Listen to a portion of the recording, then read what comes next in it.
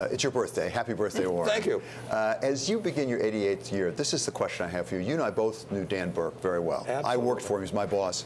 You were our major shareholder at Cap Cities ABC. We used to go to those Phoenix management retreats. Yeah. And at one of them that you were there for, Dan Burke came up, I don't know if you remember it, and he said to the entire management of Cap Cities ABC, there's only one thing I'm truly afraid of, and that is failing as a parent for lack of trying, which stuck with me. Yeah. It was very powerful. As you enter your 88th year, what is the one thing Warren Buffett's afraid of? Not necessarily for Warren Buffett, but for his children, his grandchildren, for our society. What's the one thing that you genuinely fear?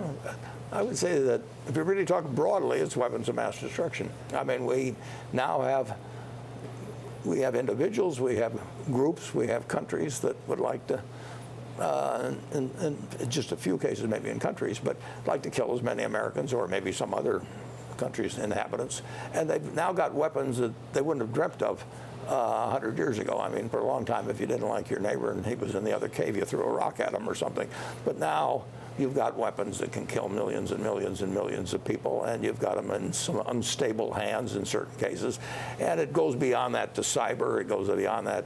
I mean, you know, you had the fellow with the anthrax, and you know, and the mind had been twisted a little different way. He might have figured a way to distribute it far greater. We live in a dangerous world that way. It's the only real problem of humankind. I mean, we will have a more prosperous world. We'll have a more prosperous United States. We'll have healthier people. We'll have better educated people.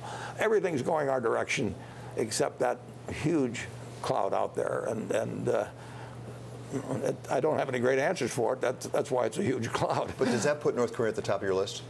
It's got to be awfully close at the top of the list. I mean, there could be something going on I don't know anything about beyond that. But if you have a small, relatively poor country that's spending a significant part of its GDP trying to figure out how to get an ICBM that can hit the west coast of the United States, I mean, there is something going on in somebody's mind that I don't like.